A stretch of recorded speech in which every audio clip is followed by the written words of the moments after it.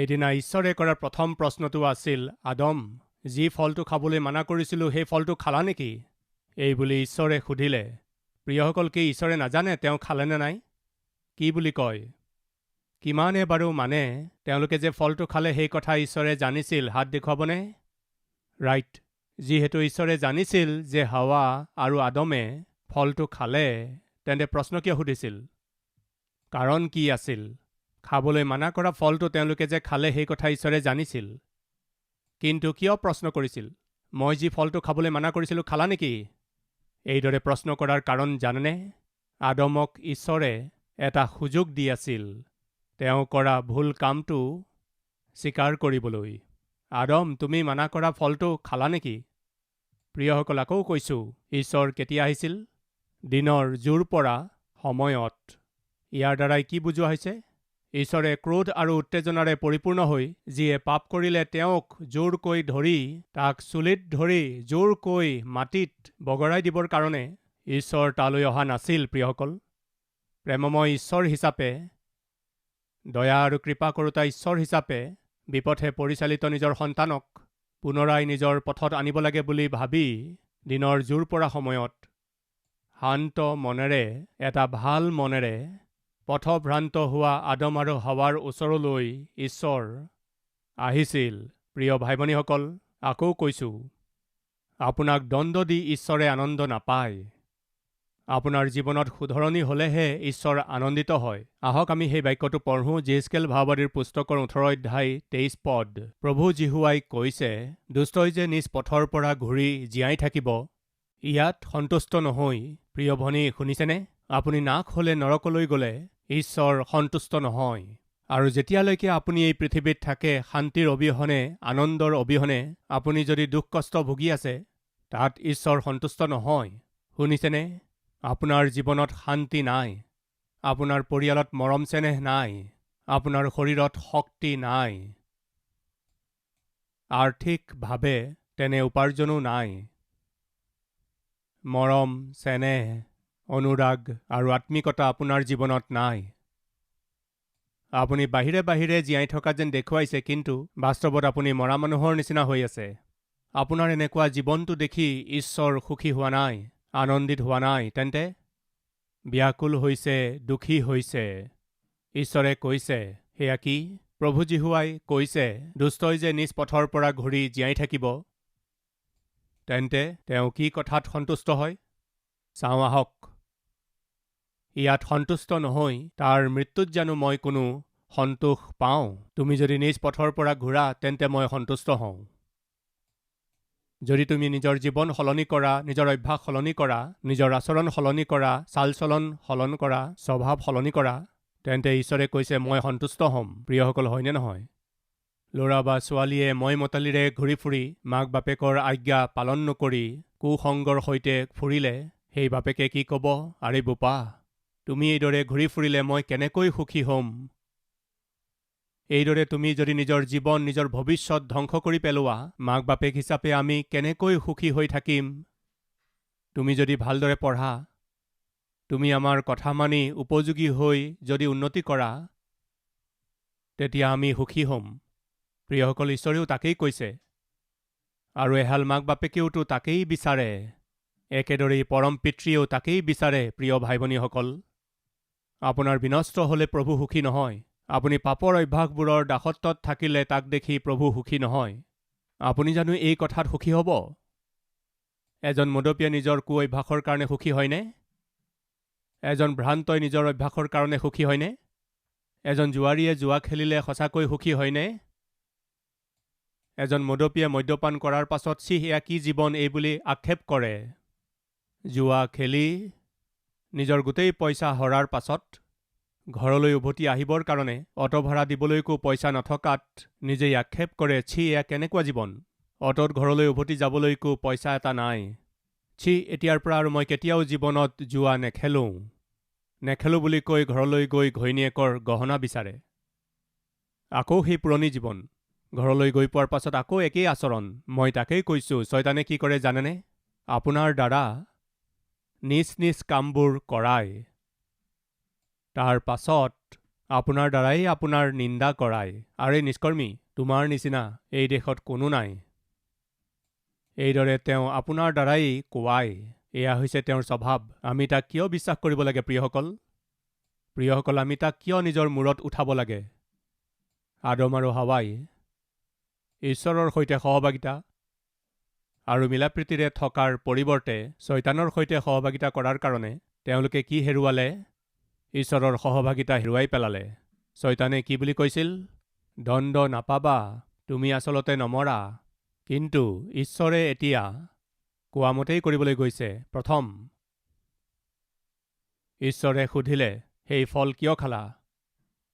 তেতিয়া আদমে কি ক'ব লাগিছিল জানেনে? প্ৰভু, মই নিজ মূৰ্খতাৰ কাৰণে এই ফল খালোঁ। আপুনি বাধা দিছিল, নাখাবা বুলি কৈছিল।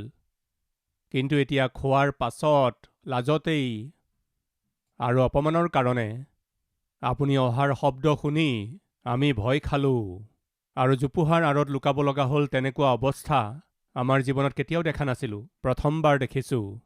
আপোনাৰ আজ্ঞা উলংঘা কৰাৰ কাৰণে আপুনি অহাৰ শব্দ শুনি ভয় খালোঁ। আপোনালৈ এতিয়া ভয় লাগিছে। আমি লাজত পৰিলোঁ, অপমানেৰে ভৰি পৰিলোঁ। আপোনাৰ সন্মুখলৈ অহাৰ আমাৰ সাহস নোহোৱা হ'ল। সেইকাৰণে আমি জোপোহাত লুকাই গ'লোঁ। এনেকুৱা ভয়ানক অৱস্থা হ'ব বুলি আমি কেতিয়াও ভবা নাছিলোঁ। এয়া আমাৰ পাপৰ ফল, এই বুলি আদমে ক'ব লাগিছিল। প্ৰিয়সকল, সেই ভাই আহি কৈছিল, পালক মহোদয়, মই ছানডে স্কুল বৰ ভালদৰে চলাই আছিলোঁ। মানুহ মোৰ প্ৰতি বৰ সন্তুষ্ট আছিল। কৈছিল, বোপা, তুমি বৰ ভাল কাম কৰি আছা। এই সন্তানবিলাকে এটা সময়ত চাৰ্চলৈ আহিবলৈও বিচৰা নাছিল, কিন্তু এতিয়া বৰ উৎসাহেৰে সৈতে চাৰ্চলৈ আহি আছে, ছানডে স্কুললৈ আহি আছে। এই বুলি কৈ মোৰ প্ৰতি পিতৃ মাতৃসকল সন্তুষ্ট আছিল আৰু গাঁৱৰ মানুহবোৰো বৰ সন্তুষ্ট আছিল। কিন্তু মই আত্মিকতাৰ আঁৰত পাপ কৰিলোঁ। মই নিজৰ আত্মিক জীৱনত নিজৰ বাবে কিছু সীমা বান্ধিব লাগিছিল। প্ৰিয় ভাই ভনীসকল, অনুগ্ৰহ কৰি শুনক। কাৰোবাৰ সৈতে পৰিচয় হোৱাটো বেয়া কথা নহয়, কিন্তু সেই পৰিচয় সীমাৰ ভিতৰত থাকিব লাগে। প্ৰিয় ডেকা ভাই ভনীসকল শুনিছেনে? প্ৰিয় ভাই ভনীসকল শুনিছেনে? আপুনি চাকৰি কৰা স্থানত অন্য কোনো পুৰুষৰ সৈতে, স্ত্ৰীৰ সৈতে, অন্য কোনো ল'ৰাৰ সৈতে বা ছোৱালীৰ সৈতে পৰিচয় হোৱাটো বেয়া কথা নহয়। সেই পৰিচয় সদায় সীমাৰ ভিতৰত থাকিব লাগে। অনুগ্ৰহ কৰি মন কৰিব, সমুদ্ৰৰ ঢৌ যদি সীমাৰ ভিতৰত থাকে, সি আমাক আনন্দ দিয়ে। কিন্তু সেই ঢৌবোৰেই যদি নিজৰ সীমা অতিক্ৰম কৰে, তেন্তে ধ্বংস লৈ আহে। পৰিচয়ো তেনেকুৱাই। আপোনাৰ পৰিচয় সীমাৰ ভিতৰত থাকিলে একো কথা নাই। যদি সেই সীমা অতিক্ৰম কৰে, সেই পৰিচয় আকৰ্ষণ স্বৰূপে বা প্ৰেম স্বৰূপে, তাৰ পাছত পাপ হিচাপে, তাৰ পাছত প্ৰেগনেণ্ট হিচাপে যদি পৰিৱৰ্তন হৈ যায়, তেন্তে সি আপোনাক নৰকলৈ লৈ যাব। নাপাহৰিব। সেই ভাইয়ে কৈছিল, সেই পৰিচয় আগুৱাই গৈ প্ৰেমলৈ সলনি হ'ল আৰু প্ৰেম পাপলৈ সলনি হ'ল। আৰু যেতিয়ালৈকে আমি পাপ কৰি থাকিলোঁ, মই কৰা কাৰ্য বেয়া, ইয়াৰ দ্বাৰা মোৰ জীৱন ধ্বংস হৈ যাব, তেনেকুৱা ভাৱনাও মনলৈ অহা নাছিল। এদিন সেই পাপ প্ৰকাশ হৈ গ'ল। ভাই, প্ৰিয় ভাই ভনীসকল, আপুনি শুনিছেনে? এদিন আপোনাৰ পাপ সকলোৰে আগত প্ৰকাশ হৈ যাব। প্ৰিয়সকল, শয়তানে ইয়াকেই কৰে। আপোনাৰ দ্বাৰা পাপ কৰায় আৰু আপোনাক পাপত পেলাই দিয়ে। কিন্তু এদিন সেই পাপ পৰিপক্ক হৈ আপোনাক ধৰা পেলাই দিয়ে। গণনা পুস্তক ৩২:২৩ পদত এই কথা লিখা আছে, তোমালোকৰ পাপে তোমালোকক ধৰিব। ধৰিলে। এদিন এই ল'ৰাজন ছানডে স্কুল টিচাৰৰ সৈতে পাপ কৰি থকা অৱস্থাত হাতেলোতে ধৰা পৰিল। তাৰ পাছত কি হ'ল? অপমান। সকলোৱে তাক কুকথা ক'লে। আৰে নিষ্কৰ্মী, আত্মিকতাৰ আঁৰত তুমি কিমান যে পাপ কৰ্ম কৰি আছা। আমাক সকলোকে তুমি ভৰসা দিলা আৰু আমাক সকলোকে তুমি ঠগিলা।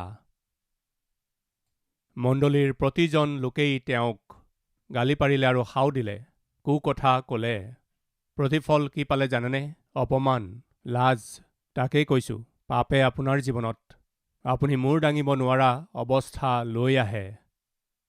অপমানত পেলাই দিয়ে। পত্নীৰ আগত যেন মূৰ দাঙিব নোৱাৰা হয়, মাক বাপেকৰ আগত যাতে মূৰ দাঙিব নোৱাৰা হয়, স্বামীৰ আগত যাতে মূৰ দাঙিব নোৱাৰা হয়, জ্যেষ্ঠসকলৰ আগত যাতে মূৰ দাঙিব নোৱাৰা হয়, সমাজত যাতে কেতিয়াও মূৰ দাঙিব নোৱাৰা হয়, সম্বন্ধীয় লোকৰ আগত যাতে মূৰ দাঙিব নোৱাৰা হয়, মণ্ডলীৰ আগত যাতে মূৰ দাঙিব নোৱাৰা হয়, তেনে কৰি দিয়ে। প্ৰিয়সকল, আদম আৰু হাৱাই ঈশ্বৰৰ আগত মূৰ দাঙিব নোৱাৰা হ'ল, সেইকাৰণেতো তেওঁলোকে জোপোহাৰ আঁৰত লুকাব লগা হ'ল। তেতিয়া ঈশ্বৰে সুধিলে, তোমালোকক কোনে ক'লে যে তোমালোক নাঙঠ হৈ আছা? প্ৰিয়সকল, আচলতে আপুনি কাৰ কথা শুনিছে? আজি আমি কাৰ কথা শুনিব লাগে? ঈশ্বৰৰ কথা নে শয়তানৰ কথা? আমি নিজকে প্ৰশ্ন কৰোঁ হওক আৰু পৰীক্ষা কৰোঁ। তৃতীয়তে, কি খালা? মানা কৰা ফলটো খালা নেকি? কিয় খালা? এই প্ৰশ্নটো ঈশ্বৰে কিয় কৰিছিল? আকৌ কৈ আছোঁ, ঈশ্বৰে জনা নাছিল সেইকাৰণে নহয়। আদম আৰু হাৱাক আৰু এটা সুযোগ দিছিল। ঈশ্বৰে দণ্ড দিয়াৰ আগতে এটা সুযোগ দিছিল যাতে তেওঁলোকে নিজৰ পাপ স্বীকাৰ কৰি লয়। কইন, তোমাৰ ভাই ক'ত আছে? কিয় ঈশ্বৰে নাজানে নেকি যে কইনে নিজৰ ভায়েকক মাৰি পেলালে? জানে, কিন্তু প্ৰশ্ন কিয় কৰিছিল? সুযোগ দিবৰ কাৰণে। গেহজী, তুমি ক'ৰ পৰা আহিছা? সেইদিনা এলিছাই তেওঁক প্ৰশ্ন কৰিছিল। তেওঁ জনা নাছিল নেকি যে নামানৰ ওচৰৰ পৰা আহিছে? জানিছিল, তথাপিও প্ৰশ্ন কৰিছিল। সুযোগ দিবৰ কাৰণে। প্ৰিয় ভাই ভনীসকল, ঈশ্বৰে এজন ব্যক্তিক দণ্ড দিব লগা হ'লে সুখী নহয়। আজি ঈশ্বৰে আপোনাক কৈ আছে, মন দি শুনক, আপোনাৰ ভুলৰ কাৰণে, তোমালোকে কৰা প্ৰবঞ্চনাৰ কাৰণে মই নিশ্চিতৰূপে দণ্ড দিব লাগে, কাৰণ মই ন্যায়বান। মই ন্যায়বান হয়, সেইকাৰণে তোমালোকে কৰা প্ৰতিটো পাপৰ কাৰণে মই দণ্ড দিব লাগে, আৰু মই নিশ্চয় দণ্ড দিম। কিন্তু সেই দণ্ড দিয়াৰ আগতে তোমাক এটা সুযোগ দি আছোঁ, যাতে তুমি অনুতাপ কৰা, নিজৰ পাপ স্বীকাৰ কৰা। সেইদিনা ঈশ্বৰে আদম আৰু হাৱাক নিজৰ পাপ স্বীকাৰ কৰিবলৈ সুযোগ দিছিল, কিন্তু তেওঁলোকে কি কৰিলে? সৰ্বপ্ৰথমে আদমে কি ক'লে? আপুনি যি মোক স্ত্ৰী দিলে, তেওঁৰ কাৰণেই মই ফল খালোঁ। তেওঁ নিজৰ পাপ স্বীকাৰ কৰাৰ সলনি হাৱাৰ ওপৰত জাপি দিলে। ঈশ্বৰে হাৱাক সুধিলে, হাৱা, তুমি কিয় খালা? হাৱাইও স্বীকাৰ নকৰিলে। মোৰ দ্বাৰাই ভুল হৈ গ'ল। সেই ফলটো মনোমোহা আছিল কাৰণে সেই দুষ্টৰ কথাত ভৰসা কৰি মই খাই পেলালোঁ। মোক ক্ষমা কৰক। কেৱল মই খোৱাই নহয়, মোৰ স্বামীকো মই খোৱালোঁ। গোটেইবোৰ ভুল মোৰেই। তাই স্বীকাৰ কৰিছিল নে? নাই কৰা। তাই কি ক'লে জানেনে? মইনো কি কৰিব পাৰোঁ, সেয়া চাওক। সেই সৰ্পই মোক পৰীক্ষাত পেলালে। যিসকলে নিজৰ অপৰাধ লুকাই ৰাখে তেওঁলোক সফল নহয়, কিন্তু যিসকলে নিজৰ অপৰাধ স্বীকাৰ কৰি লয় আৰু ত্যাগ কৰি দিয়ে তেওঁলোকক দয়া কৰা হ'ব। প্ৰিয়সকল, বাস্তৱিকতে আদম আৰু হাৱাই দয়া পাব লাগিছিল নিজৰ ভুল স্বীকাৰ কৰি। প্ৰিয় ভাই ভনীসকল, আজি ইমান বিস্তাৰিত ৰূপে ঈশ্বৰে কিয় কৈ আছে জানেনে? আপোনাৰ গোটেই জীৱন তেওঁ জানে। আপুনি জন্মৰ পৰা এতিয়ালৈকে কিমান পাপৰ কৰ্ম কৰিলে, কিমান ভুল পদক্ষেপ ল'লে, কিমান লোকৰ জীৱন ধ্বংস কৰিলে আৰু কিমান অধৰ্ম অৰ্জন কৰিলে আৰু কিমান লোকক প্ৰবঞ্চনা কৰিলে ঈশ্বৰে জানে। সেই সকলোৰে কাৰণে আপুনি এদিন দণ্ড পাব। অতি গুৰুতৰ আৰু এক ভয়ানক দণ্ড আপুনি পাবলৈ গৈ আছে। আপুনি কৰা পাপ কেতিয়া প্ৰকাশ পাব আপুনি নাজানে, কিন্তু প্ৰকাশ হ'বলগীয়া আছে, বাহিৰত প্ৰকাশ হ'বলগীয়া আছে। কিন্তু ঈশ্বৰে বিচাৰে যে সেই পাপ প্ৰকাশ হোৱাৰ আগতেই, সন্মুখলৈ অহাৰ আগতেই আপুনি যাতে অনুতাপ কৰি লয় আৰু ক্ষমা লাভ কৰি আপুনি যি দণ্ড পাবলৈ আছে সেই দণ্ড, লাজ আৰু অপমানৰ সেই অৱস্থাৰ পৰা আপুনি সম্পূৰ্ণৰূপে যাতে মুক্ত হয়। আদমে স্বীকাৰ নকৰিলে আৰু হাৱাইও স্বীকাৰ নকৰিলে, সৰ্পয়ো স্বীকাৰ নকৰিলে। প্ৰিয়সকল, কি কৈছিল? তোমালোকে আচলতে নমৰা, তোমালোকে দণ্ড নোপোৱা। দণ্ড তেওঁলোকৰ ওপৰলৈ আহি গ'ল। আহক চাওঁ, আদি পুস্তক 3 অধ্যায় 14 পদ। তাতে ঈশ্বৰ জিহুৱাই সৰ্পক ক'লে, তই এই কৰ্ম কৰা হেতুকে সকলো ঘৰচীয়া পশু আৰু আটাই বনৰীয়া জন্তুৰ মাজত অভিশপ্ত হৈ। প্ৰিয়সকল, সৰ্প, প্ৰবঞ্চনা কৰা সেই সৰ্প, মিছা কথা কোৱা সেই সৰ্প, তাৰ মানে শয়তানক, তাক ঈশ্বৰে দণ্ড দিলে। তোক যিয়েই দেখিব তোক মাৰি পেলাব। দণ্ড। আপুনি সাপ দেখিলে মাৰেনে নাই বাৰু? কওকচোন। সাপ দেখাৰ লগে লগে, সেয়া চোৱা, সাপ সাপ সাপ, লাঠিডাল ক'ত আছে? কি কৰে? তাক মাৰিবলৈ চেষ্টা কৰে। তাৰ কাৰণ কি? ঈশ্বৰৰ দ্বাৰা দিয়া হোৱা দণ্ড। দ্বিতীয়তে 16 নম্বৰ পদ, তেওঁ নাৰীক ক'লে, মই তোমাৰ গৰ্ভবেদনা অতিশয়ৰূপে বৃদ্ধি কৰিম, তুমি কষ্টেৰে সন্তান প্ৰসৱ কৰিবা, তুমি কষ্টেৰে সন্তান প্ৰসৱ কৰিবা। প্ৰিয় ভনীসকল, আপোনালোকে জানেনে, অতি কষ্টেৰে, বৰ বেদনাৰে সৈতে, প্ৰসৱ বেদনাৰে সৈতে সন্তান জন্ম দিয়ে। বাস্তৱিকতে ঈশ্বৰে যেতিয়া নাৰীক সৃষ্টি কৰিছিল, প্ৰসৱ বেদনা পাব লাগিব তেনেদৰে সৃষ্টি কৰা নাছিল। বাস্তৱিকতে প্ৰসৱ বেদনাৰ অবিহনে সন্তান দিয়াৰ কথা ঈশ্বৰে ভাবিছিল। কিন্তু আজি প্ৰসৱ বেদনাতকৈ অধিক আন কিবা বেদনা নাৰীৰ জীৱনত আছে বুলি ভাবেনে? প্ৰসৱ বেদনাৰ মাজেৰে তেওঁলোক যেতিয়া যায়, বাস্তৱিকতে মৃত্যুৰ মাজেৰে যায়। কিমান যে নাৰীসকলে সন্তান জন্ম দিয়াৰ সময়ত নিজৰ প্ৰাণ হেৰুৱাই দিয়ে। ক'ৰ পৰা আহিল এই বেদনা, কষ্ট? কি লিখা আছে? তাৰ পাছত নাৰীক ক'লে, মই তোমাৰ গৰ্ভবেদনা আৰু তুমি গৰ্ভৱতী হোৱাৰ কষ্ট বৰ বঢ়াম, তুমি কষ্ট পাই সন্তান প্ৰসৱ কৰিবা। ইয়াত আকৌ কৈছে, তুমি কষ্টেৰে সন্তান প্ৰসৱ কৰিবা। আজি নাৰীসকলৰ জীৱনত দুখ কিয়, কষ্ট কিয় হয়? কাৰণ জানেনে, দণ্ড। তৃতীয়তে 17 পদ, পাছে তেওঁ আদমক ক'লে, যি গছৰ ফল নেখাবা বুলি মই তোমাক নিষেধ কৰিছিলোঁ, তুমি তোমাৰ তিৰোতাৰ কথা শুনি তাক খোৱা হেতুকে তোমাৰ কাৰণে ভূমি অভিশপ্ত হৈছে। তুমি জীৱনৰ গোটেই কালত দুখেৰে তাৰ পৰা খাবলৈ পাবা। কাঁইট আৰু কাঁইটীয়া বন সি তোমালৈ উৎপন্ন কৰিব আৰু তুমি পথাৰৰ শস্য ভোজন কৰিবা। তুমি মাটিলৈ উলটি নোযোৱা মানে তোমাৰ মুখৰ ঘামেৰে আহাৰ কৰিবলৈ পাবা, কিয়নো তোমাক মাটিৰ পৰা লোৱা হৈছিল। কিয়নো তুমি ধূলি মাথোন পুনৰাই ধূলিলৈকে উলটি যাবা।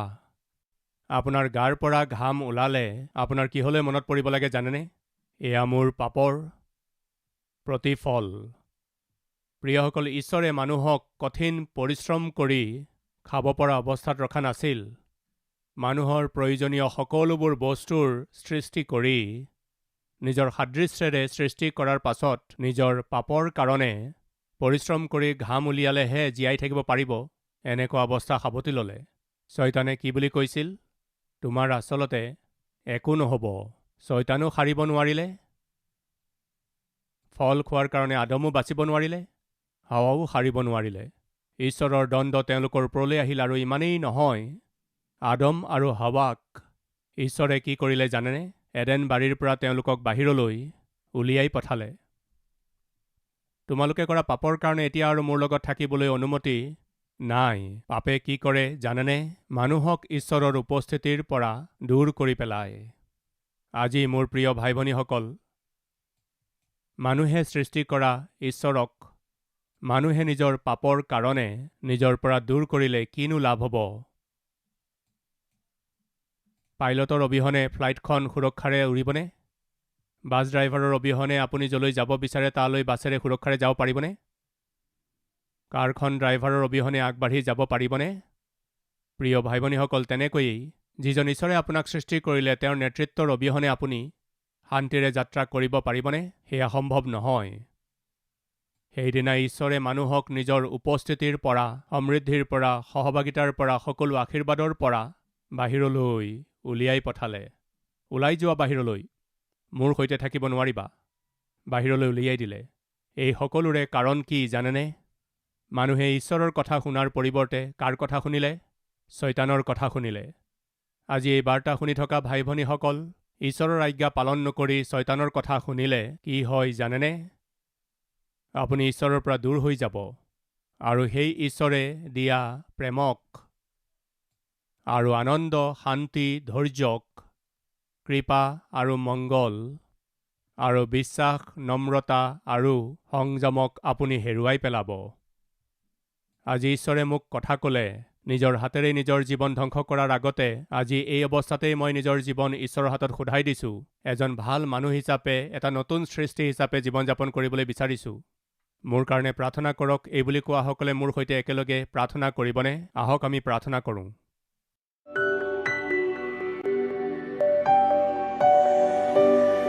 মহান পবিত্ৰ প্ৰেমময় পিতৃ ঈশ্বৰ, প্ৰভু, শান্তিৰ অবিহনে, মিলাপ্ৰীতিৰ অবিহনে, আনন্দৰ অবিহনে মানুহৰ মাজত আদৰ আৰু সন্মান হেৰুৱাই ভ্ৰষ্ট জীৱন যাপন কৰা বহুতো লোক আছে।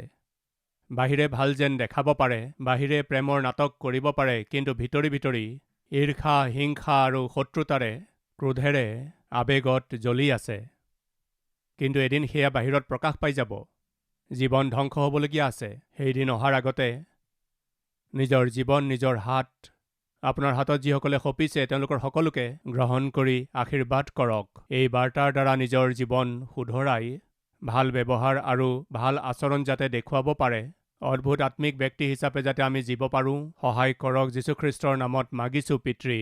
আমেন।